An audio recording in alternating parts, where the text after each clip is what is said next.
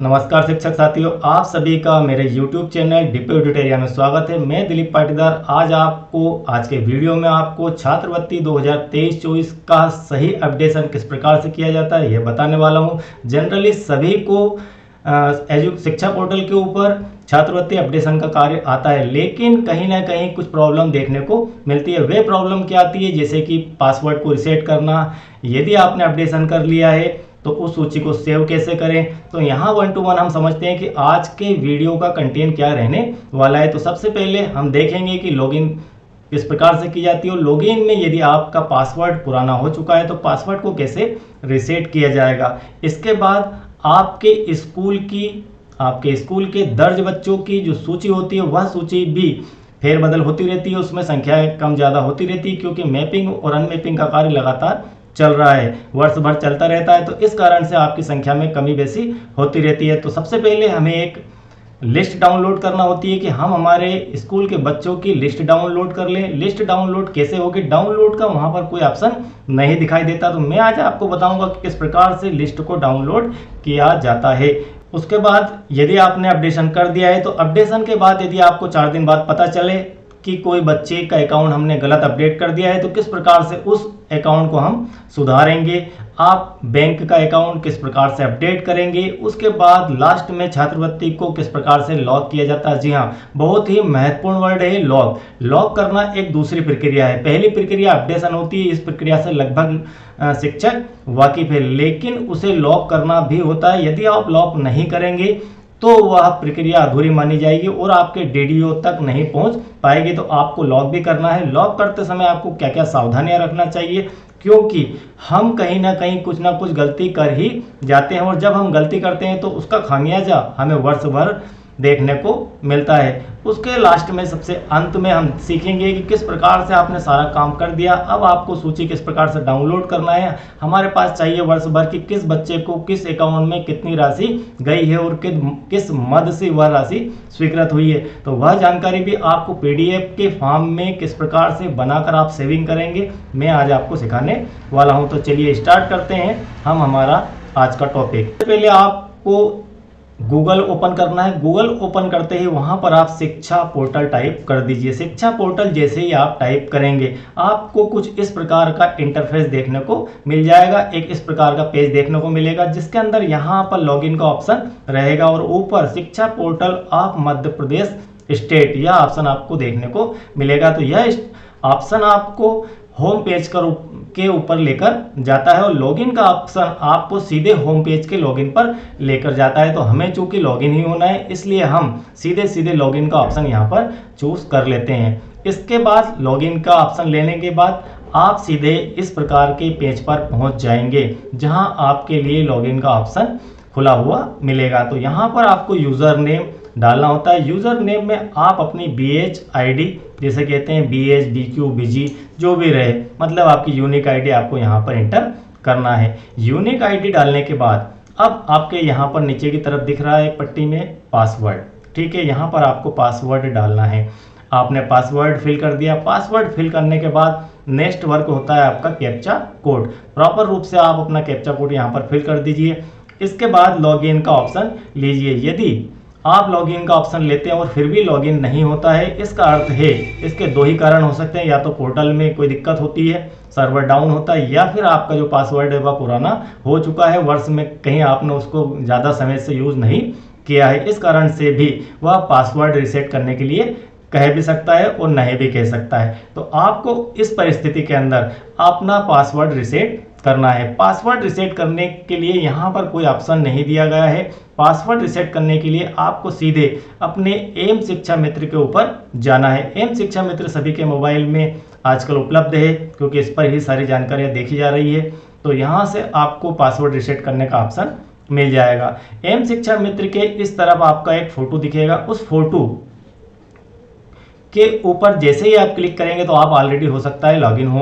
तो लॉगिन यदि हैं आप, फिर भी आप नीचे की तरफ जाकर उसे लॉग आउट हो जाइए। लॉग आउट होने के बाद कुछ इस प्रकार का आपको यूज़र नेम और पासवर्ड ये दिखेगा, लेकिन हमारे पास यूज़र नेम पासवर्ड होता तो हम वहाँ पर लॉगिन नहीं हो जाते। मतलब हमें अब रिसेट करना है। रिसेट करने के लिए आप यहाँ पर फॉरगेट पासवर्ड का ऑप्शन ले लीजिए। फॉरगेट पासवर्ड का जैसे ही आप ऑप्शन लेंगे, उसके बाद आपको यहाँ पर अपना BH नंबर और पोर्टल पर दर्ज मोबाइल नंबर डालना है। यह दोनों कार्य आप जब कर देंगे, रिक्वेस्ट करेंगे, तो आपके मोबाइल के ऊपर आपका पासवर्ड कुछ ही समय में आ जाएगा। अब OTP की व्यवस्था खत्म कर दी गई है, सीधे आपको पासवर्ड ही देखने को मिलेगा।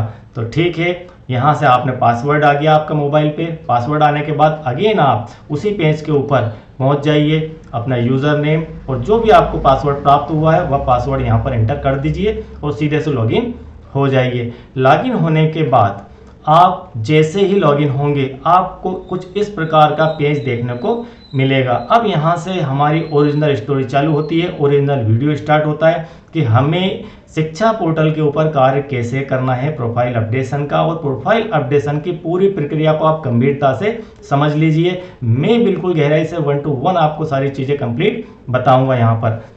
तो यहाँ पर हमारा होता है मेन मेनू। हम एक तो हमारी आदत होती है कि बहुत ही जल्दबाजी में रहते हैं। 5 मिनट का वीडियो हो तो बहुत ही अच्छा, और 2 मिनट का हो तो कोई कान में आके कह दे कोई बात मंत्र तो बहुत ही अच्छा है। और जब हम काम करने बैठते हैं तो इधर से उधर हमें देखना पड़ता है, इसका क्या होगा उसका क्या होगा। तो एक बार आप वीडियो को ध्यानपूर्वक समझ लीजिए, इसके बाद आपको किसी सांप के पास पूछने की ज़रूरत नहीं होगी और आप दूसरों को ज्ञान बांट देंगे। इतना मैं ज़रूर कह सकता हूँ कि आपको यहाँ पर अनुभव हो जाएगा और नॉलेज हो जाएगा। तो यहाँ पर मेन मेनू होता है और मेन मेनू को यदि आप ओपन करेंगे या क्लिक करेंगे तो इस प्रकार का आपको पेज ओपन होकर मिल जाएगा, ये वाला। और यदि इसे आप नहीं क्लिक करेंगे तब भी आप मेन पेज पर ही पहुंचेंगे और ये सारे ऑप्शन आपको दिखाई देंगे। इसमें से सबसे पहले आपको प्रोफाइल अपडेट करना है। तो प्रोफाइल अपडेट का ऑप्शन होता है स्टूडेंट प्रोफाइल मैनेजमेंट। जी हाँ, स्टूडेंट प्रोफाइल मैनेजमेंट मैंने रेड कलर की पट्टी में यहाँ लिख रखा है और यहाँ पर भी ऑप्शन दिखाई आपको देगा।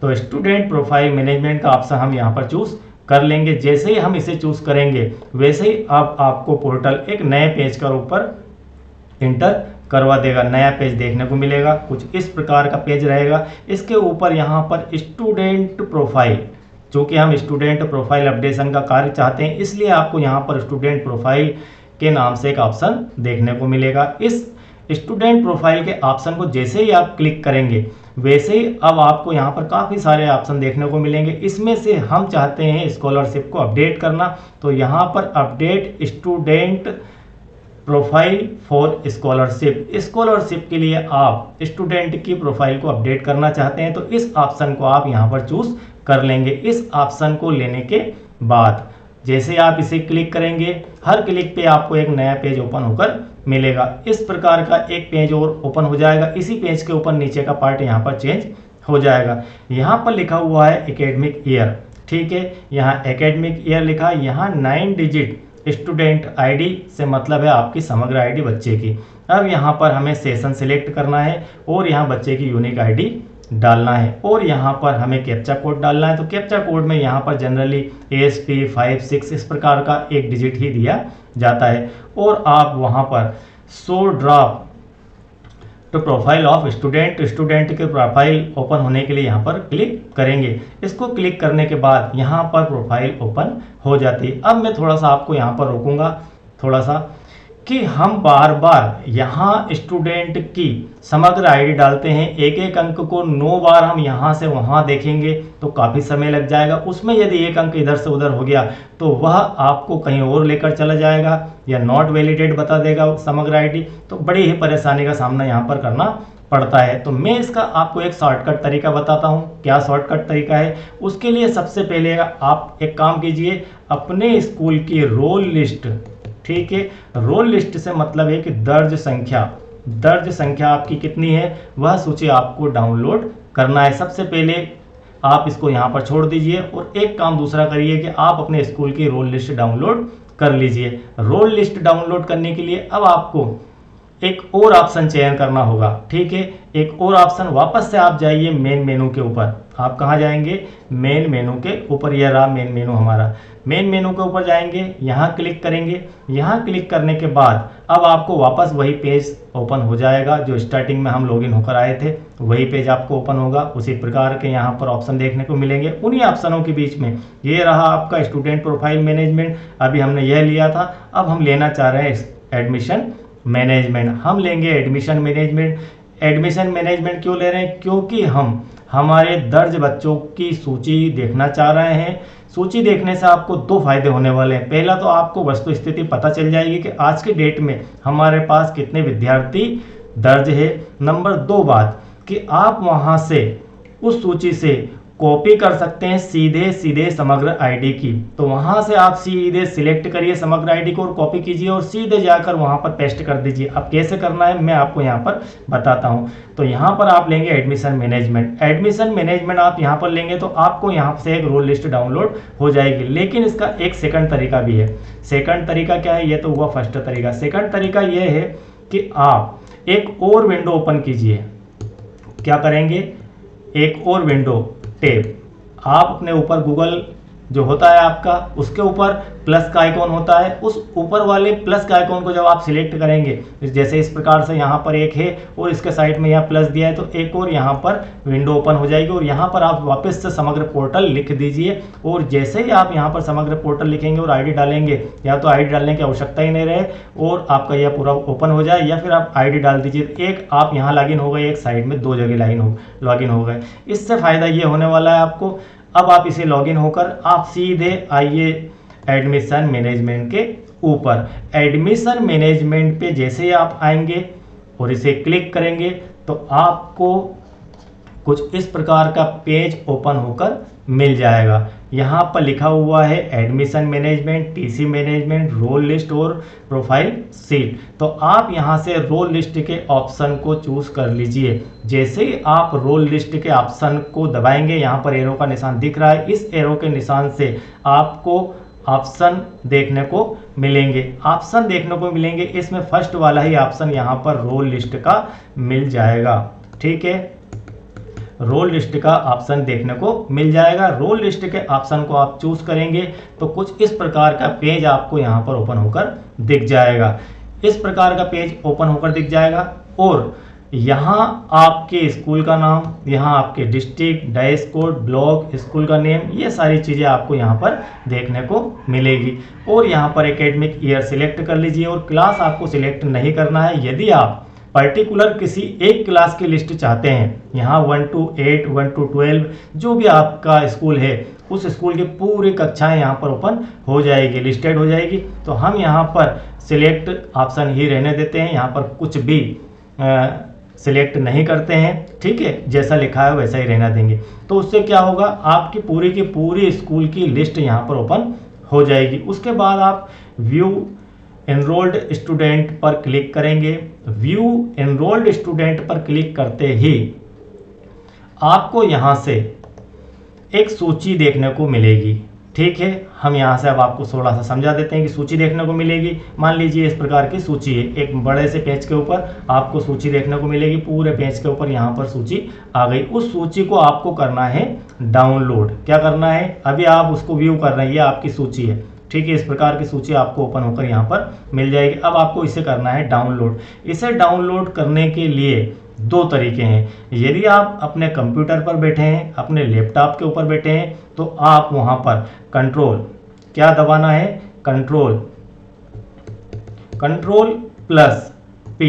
कंट्रोल प्लस पी से अर्थ है कि आप प्रिंट देना चाह रहे हैं। चूंकि आपके पास प्रिंटर नहीं है, मान लीजिए प्रिंटर नहीं है सभी के पास, तो प्रिंटर नहीं है तब भी आप उसे डाउनलोड कर पाएंगे। तो कंट्रोल प्लस पी, कंट्रोल के बाद में जस्ट उसे दबा रहने दीजिए और पी दबा दीजिए और आपको वहां पर सेव करने के लिए कहेगा। तो आप अपनी लोकेशन बता दीजिए कि मैं डेस्कटॉप के ऊपर सेव चाहता हूं या जहां भी चाहता हूं, और आप सेव कर दीजिए। वो आपके डाउनलोड में चली जाएगी और सेव हो जाएगी। ये तो हुआ नंबर एक तरीका। नंबर दो तरीका, ये सूची का एक तरीका। नंबर दो तरीका, इस सूची के यहाँ पर कोने में 3 डॉट आपको देखने को मिलेंगे। सूची से अर्थ है कि जिस पेज के ऊपर ये सूची निकली हुई है, उसी पेज की विंडो साइड के ऊपर की तरफ यहाँ पर 3 डॉट देखने को मिलेंगे। 3 डॉट को जैसे ही आप ओपन करेंगे, वहाँ भी कंट्रोल प्लस पी का ऑप्शन आपको देखने को मिल जाएगा। आप इसे क्लिक करके भी आपकी सूची को सेव कर सकते हैं। वो प्रिंट नहीं होगी, वो पीडीएफ फॉर्म में आपके डेस्कटॉप पर या आपके डाउनलोड ऑप्शन पर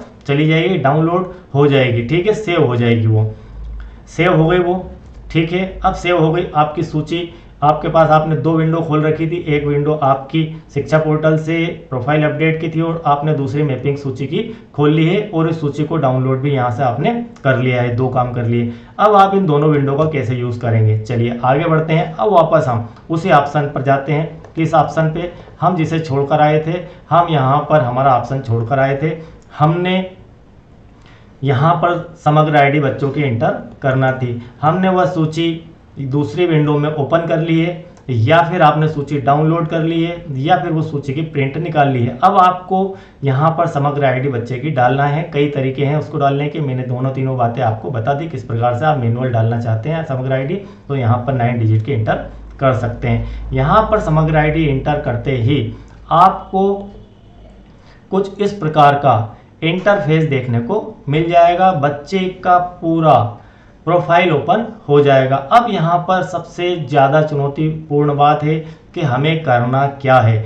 हम क्लास पहली से लेकर 12th तक की स्कॉलरशिप को अपडेट करते हैं, तो यदि आप कक्षा पहली की स्कॉलरशिप अपडेट करना सीख गए तो सभी बच्चों की स्कॉलरशिप अपडेट कर देंगे, क्योंकि वह एक नया बच्चा होता है, उसकी प्रोफाइल भी आपको क्रिएट करना होती है। तो हम सबसे पहले इस पेज के लास्ट, यहाँ पर लास्ट कॉलम है आपका, लास्ट नंबर है 51, ठीक है। ये देखिए आप यहाँ से 1 से स्टार्ट हुआ, 1 से 10, 11 से 23, 25 से 46 और यहाँ पर 51 सबसे लास्ट में पेज के नीचे की तरफ आपको सबमिट ऑप्शन देखने को मिल जाएगा। अब आप सोच रहे होंगे कि ये सर डायरेक्ट सबमिट ऑप्शन पर क्यों लेके गए, आप पूरी बात को समझिए। पहले सबमिट ऑप्शन जैसे ही लेंगे वैसे ही अब आपको इस पेज के ऊपर ये रेड निशान दिख रहे हैं, ये रेड निशान दिख रहे हैं, ये रेड निशान, ये रेड निशान, ये रेड निशान, ये रेड निशान, ये रेड साइन दिख रहा है, ये रेड का साइन, ये रेड साइन, ये रेड साइन और ये रेड साइन, ये बता रहे हैं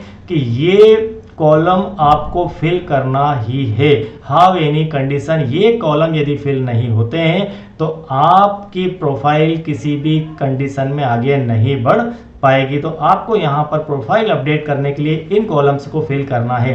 अब आप इन 51 कॉलम में कहाँ ढूंढते हैं कि वो कॉलम कौन से हैं बहुत जो जरूरी है, जिनके बिना प्रोफाइल आगे नहीं बढ़ेगी, तो आप सीधे से सबमिट का ऑप्शन यहाँ पर लेंगे तो ये सारे के सारे ऑप्शन आपको रेड कलर से दिखना स्टार्ट हो जाएंगे, ठीक है। तो अब आपने ये ऑप्शन देख लिए, इनको फिल करना है, इनको तो फिल करना ही है, साथ में बाकी सबको भी मिलान करना है। ऑप्शन हमारे हैं यहाँ पर दिख ही रहे हैं, माता का नाम, पिता का नाम, पिता का व्यवसाय जो कि IMP है, यदि पिता स्वर्गवासी है तो यह ऑप्शन आपको एक भावनात्मक रूप से मेरी आपसे अपील है कि इसका विशेष रूप से ध्यान रखना चाहिए। और दूसरा, दिव्यांग बच्चों का विशेष तौर पर ध्यान रखना चाहिए, क्योंकि उनकी 200 स्कॉलरशिप और 1000 स्कॉलरशिप में बहुत फर्क होता है, तो उन बच्चों को वंचित हम ना करें हमारी ओर से। तो हमें विशेष ध्यान रखना है कि इन कॉलम को हम क्लियरली देखें। और कुछ बच्चे हमारे पास 2, 4, 6 की संख्या ही होती है, चुनिंदा बच्चे होते हैं, तो उनको विशेष रूप से उनका अधिकार मिले, ठीक है। तो हमें यहाँ पर उस बच्चे का ध्यान रखना है, यदि है इस प्रकार का तो दें और जानकारी। उसके बाद माता का नाम, उसके बाद वार्षिक आय क्या बहुत ज़रूरी है। वार्षिक आय में अभी कल परसों ही एजुकेशन पोर्टल के ऊपर लेटर डाला हुआ है इस संबंध में, उसको भी मैं यहाँ पर आपको बता दूंगा।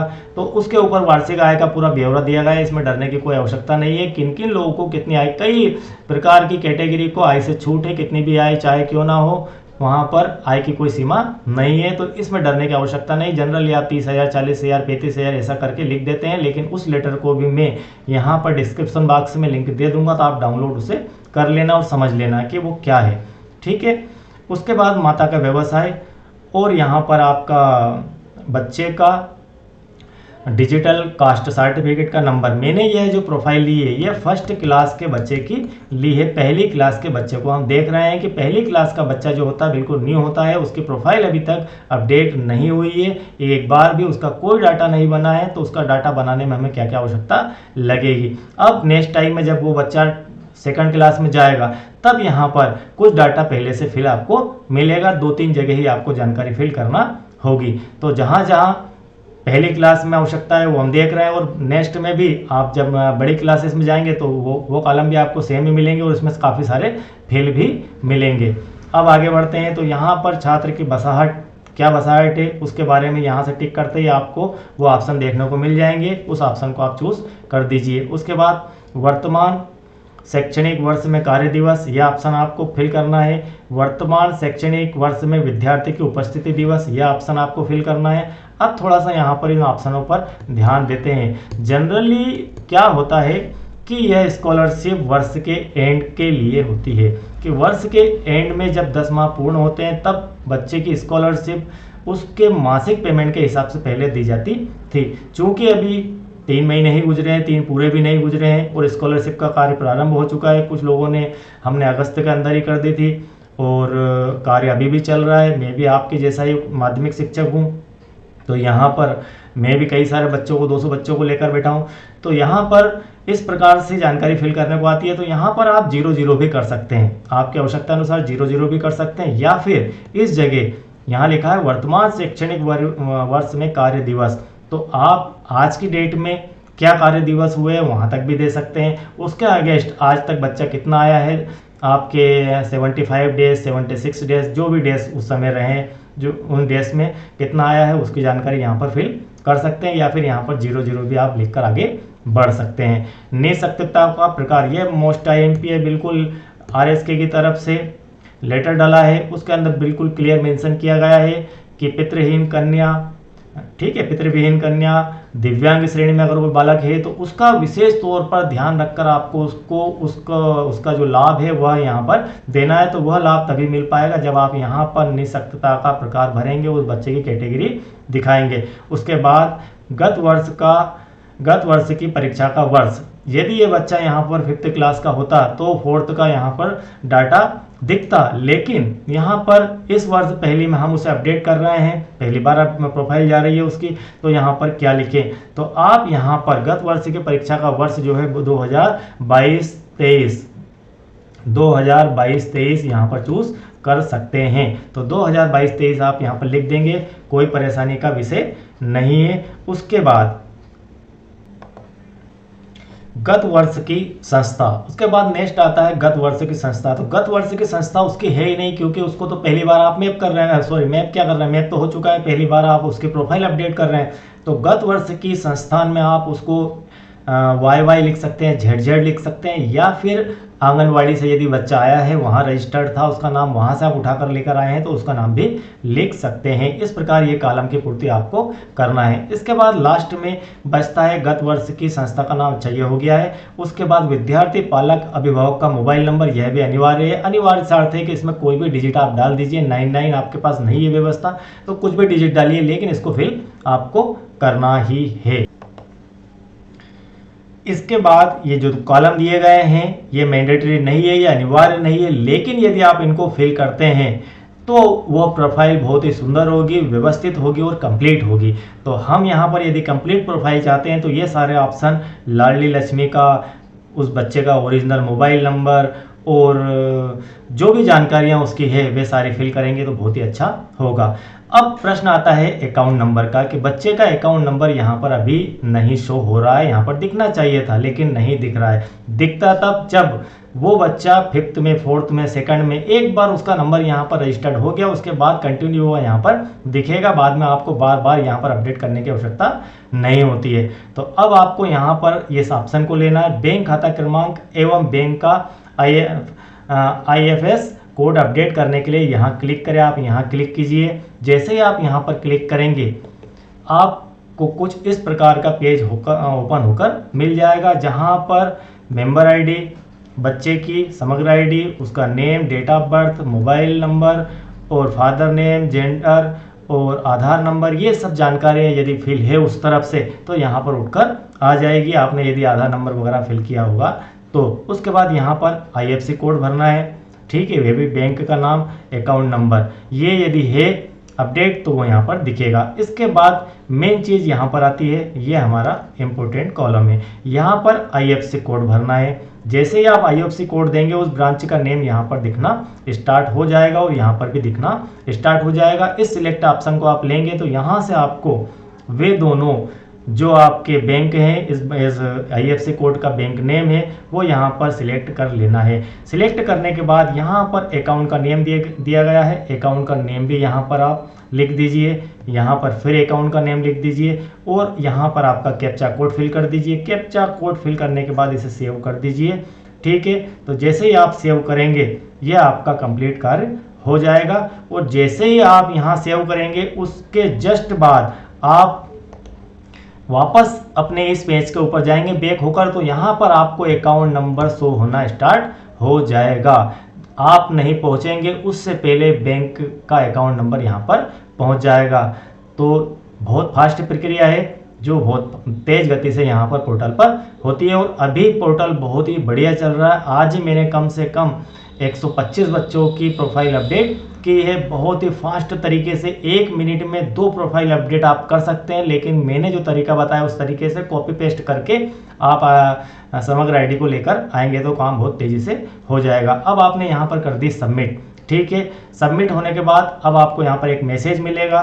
क्या मिलेगा? एक मैसेज मिलेगा। और मैसेज मिलेगा और उसमें उस बच्चे को क्या स्कॉलरशिप प्राप्त हुई है वह जानकारी मिल जाएगी। वीडियो अभी ख़त्म नहीं हुआ है, ये आधा हुआ है। आधा से मतलब है कि 5 मिनट का 4 मिनट का और बचा है, लेकिन बहुत ही महत्वपूर्ण जानकारी लॉक करने संबंधी प्रक्रिया शेष है और सूची डाउनलोड करने वाली बात भी यहाँ पर शेष है।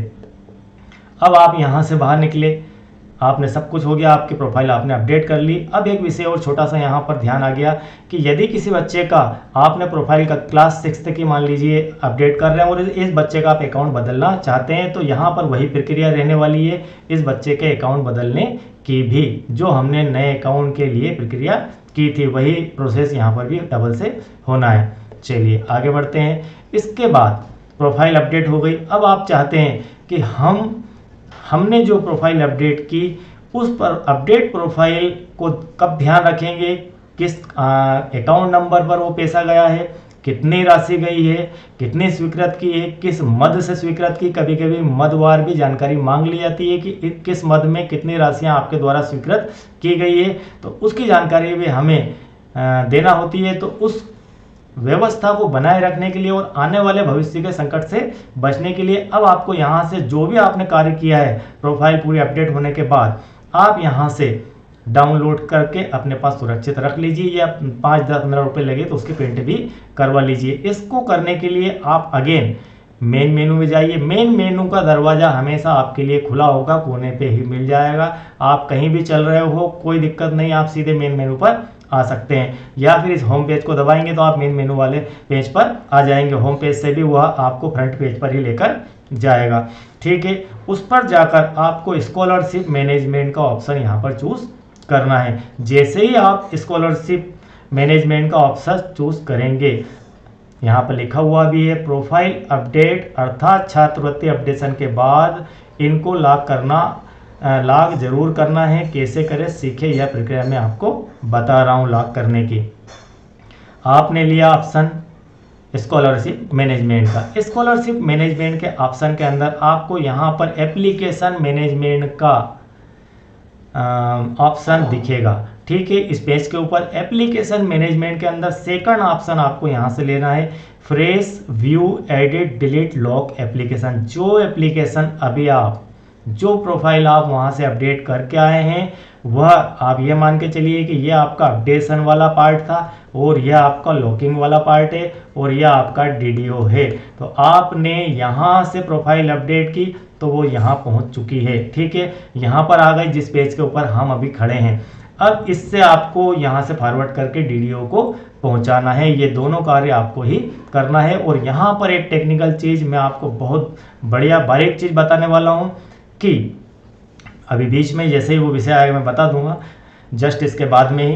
तो यहाँ पर fresh view edit delete lock application के ऑप्शन को आपको लेना है। जैसे आप इस ऑप्शन को लेंगे आपको यहाँ पर कुछ इस प्रकार का पेज देखने को मिल जाएगा, जहाँ पर एकेडमिक ईयर 2023-24 आपको चूज़ करना है, या हो सकता है वो लिखा हुआ वहाँ पर आ जाए। और उसके बाद डाइस कोड आप देख ही लेंगे कि आपका डाइस कोड यहाँ पर आपको मिलेगा। चूँकि आप अपने बीएच नंबर से लॉगिन हुए हैं तो स्वाभाविक सी बात है डाइस कोड आपका ही यहाँ पर दिखेगा। ये आपको कैप्चा कोड फिल करना है। कैप्चा कोड आप ये वाला दे देंगे, ये क्या जो भी आपको वहाँ पर दिखे, उसके बाद जानकारी देखेगा ऑप्शन आप यहाँ पर लेंगे तो आपको यहाँ पर एक लिस्ट इस प्रकार की देखने को मिल जाएगी। लिस्ट मतलब यहाँ पर नीचे ब्लैक पट्टी लगी हुई है, उससे ज़्यादा आपको सरोकार नहीं है। लेकिन यहाँ पर एक पूरी की पूरी लिस्ट, ठीक है, एक पूरी की पूरी लिस्ट ओपन हो जाएगी। इस प्रकार से हर कॉलम में आपके यदि 100 बच्चे हैं तो 100 बच्चों की लिस्ट दिखेगी, 150 है तो 150 की, 50 है तो 50, 35 है तो 35 की लिस्ट यहाँ पर शो होना स्टार्ट हो जाएगी। कभी कभी यह भी होता है कि आपने प्रोफाइल, यहाँ पर बड़े ही ध्यान से समझिएगा, आपने प्रोफाइल 100 स्टूडेंट की अपडेट की थी, ठीक है, कितने स्टूडेंट अपडेट किए, 100 स्टूडेंट अपडेट किए स्कॉलरशिप के लिए, और यहाँ पर आपके 75 ही शो हो रहे हैं, 75 ही दिखाई दे रहे हैं। तो बाकी के 25 बच्चे अब कहाँ गए, यह विषय है। 25 बच्चे कहाँ गए, इसका आंसर ये है कि ये जनरली आपको ये समस्या देखने को मिलेगी, या फिर आपके पड़ोस में कहीं कोई आपसे पूछता हुआ मिल जाएगा कि मुझे बच्चे वहाँ पर कम दिखाई दे रहे हैं। तो 75 बच्चे दिख रहे हैं, 25 बच्चे कहाँ गए। तो इसके लिए एक बेसिक जानकारी यह है कि जिस भी बीएच नंबर से आपने प्रोफाइल अपडेट की है, प्रोफाइल को अपडेट किया है, जिस बीएच नंबर से आपने प्रोफाइल को अपडेट किया है उसकी संख्या यदि 75 है तो यहाँ पर 75 ही दिखेगी।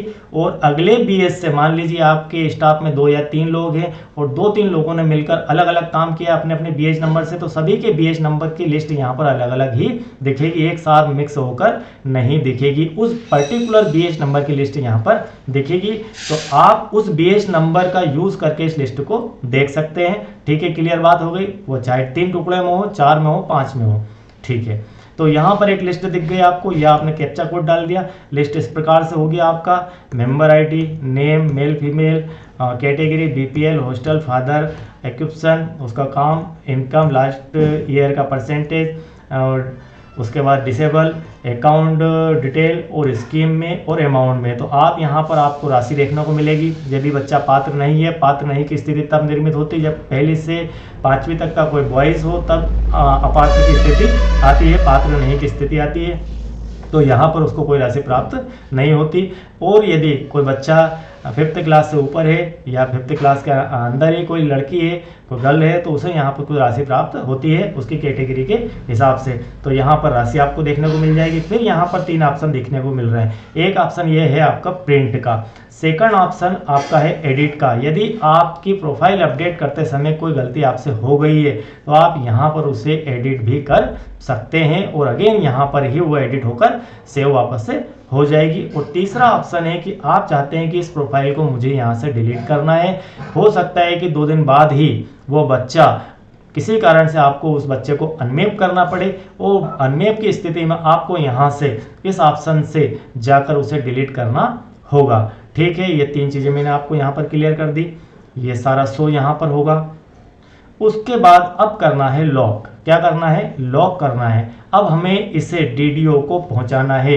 हमने जस्ट अभी देखा था कि आप यहाँ पर इस पेज पे चल रहे हैं, आपको लॉक करके डीडीओ को पहुंचाना है। तो डीडीओ को पहुंचाने के लिए 2 तरीके हैं। एक तरीका यह है कि ये जो ऑप्शन आपको दिख रहा है ब्लैक, इस ब्लैक के ऊपर आप लगाएंगे टिक। जैसे ही आप इस पर टिक लगाएंगे, इसका अर्थ है ऑल सिलेक्ट। ऑल सिलेक्ट से अर्थ है कि आपके यहाँ 100 बच्चे दिख रहे हैं तो 100 ही बच्चे सारे सिलेक्ट यहाँ पर ऑटोमेटिक हो जाएंगे। और सारे ऑटोमेटिक सिलेक्ट होने के बाद नीचे आपको कुछ इस प्रकार का ऑप्शन देखने को मिलेगा। उपरोक्त चुने गए सभी आवेदन पूर्णतः सही है और राइट का निशान यहाँ पर लगा देना है, और आवेदनों को लॉक करें। जैसे ही आप लॉक कर देंगे, आपके कमान से तीर निकल चुका होगा और डीडीओ के पास पहुंच चुका होगा। तो आवेदनों को लॉक करने से पहले आप समझ लें कि आपने कहीं कोई गलती तो नहीं की है। हाँ, इसमें एक समस्या और आ सकती है कि जैसे ही आप आवेदनों को लॉक करें का ऑप्शन लें और लॉक ना हो, उसका अर्थ है कि आपने इस लिस्ट में कहीं ना कहीं किसी बच्चे का अकाउंट नंबर नहीं दिया है और डायरेक्ट आप ने उसके स्कॉलरशिप को आगे बढ़ा दिया है। तो यदि यहाँ पर इस प्रकार की स्थिति निर्मित होती है, इसका अर्थ है कि उस बच्चे का कुछ ना कुछ यहाँ पर अपडेशन में गलती हुई है। तो उस बच्चे को आप जैसे ही अलग हटाएंगे वैसे ही वो सारे के सारे लाभ हो जाएंगे। तो आप ऑल सिलेक्ट का ऑप्शन से यदि 100 बच्चे लिए हैं तो उसमें से एक बच्चे को हटा दीजिए, 99 वहाँ पर लाभ हो जाएंगे। लाभ होने के तुरंत बाद आपकी जो प्रोफाइल है वो पूरी तरह से अपडेट मानी जाएगी और वह अपने डीडीओ के पास स्वीकृति के लिए चली जाएगी। तो थैंक यू वेरी मच साथियों। यदि वीडियो अब मैं किसी प्रकार से मदद कर पाया हूँ तो इसे लाइक और शेयर जरूर करें। अमूमन शिक्षक सिर्फ वीडियो देख लेते हैं, लाइक शेयर से उनका कोई नाता अमूमन नहीं होता है, तो ये आदत थोड़ी सी बदल दीजिए आप। आपका शिक्षक साथी दिलीप पाटीदार, मैं भी आपके जैसा ही आपका भाई कोई माध्यमिक शिक्षक ही हूँ। यदि आपने चैनल को अब तक सब्सक्राइब नहीं किया है तो सब्सक्राइब कीजिए, और यदि पहले से सब्सक्राइबर हैं तो बहुत बहुत धन्यवाद। इस प्रकार के टेक्निकल वीडियो का आनंद लेते रहिए। Thank you very much.